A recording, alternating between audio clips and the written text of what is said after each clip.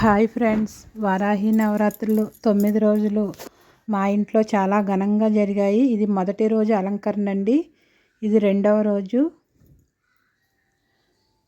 అలాగే ఇది మూడవ రోజు.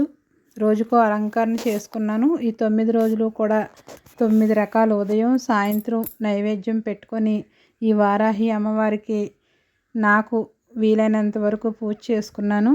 ఇలా 9 రోజులు మీకు ఒకసారి మొత్తం వీడియో చూపిస్తున్నాను.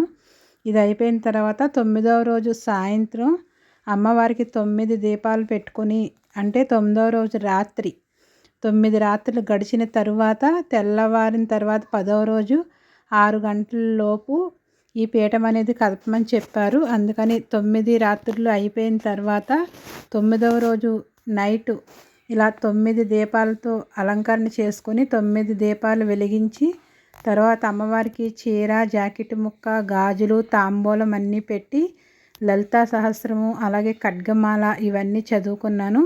తర్వాత అమ్మవారికి బూరెలు అలాగే పానకము నైవేద్యంగా సమర్పించి 9 రోజులు పూర్తయినప్పుడు అమ్మవారికి స్తోత్రాలు అవన్నీ చదువుకొని 9 రోజులు గడిచాయండి. తర్వాత తెల్లవారుజామున నేను మళ్ళీ లెగిసి 9 రకాల ప్రసాదాలతో మహానైవేద్యం సమర్పించి ఉద్యాపన అనేది చెప్పాను. ఆ వీడియో మీతో షేర్ చేస్తున్నాను. లాస్ట్ వరకు వీడియో చూసి లైక్ చేయండి.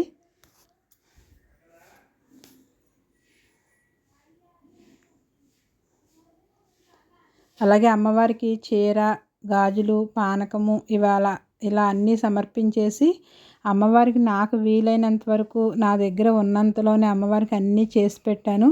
ఈ నవరాత్రులు కూడా చాలా బాగా జరిగినాయి. 9 రోజులు 10వ రోజు నేను ఉద్యాపన అనేది చెప్పుకున్నాను. అమ్మ ఓపుకుంటే నేను ఏమైనా తెలిసి తెలియక ఏమైనా తప్పులు చేస్తుంటే క్షమించి తల్లి, ఓపుకుంటే నాకు వచ్చే సంవత్సరం కూడా ఇలాగే అవకాశం ఇవ్వమ్మా, నీకు 9 రోజులు అందంగా అలంకరణ చేసి పూజ చేసుకుంటాను అని చేసుకొని చెప్పి అమ్మకి ఉద్యాపన అనేది చెప్పాను. ఇది 9వ రోజు నైట్ తీసిన వీడియో అండి.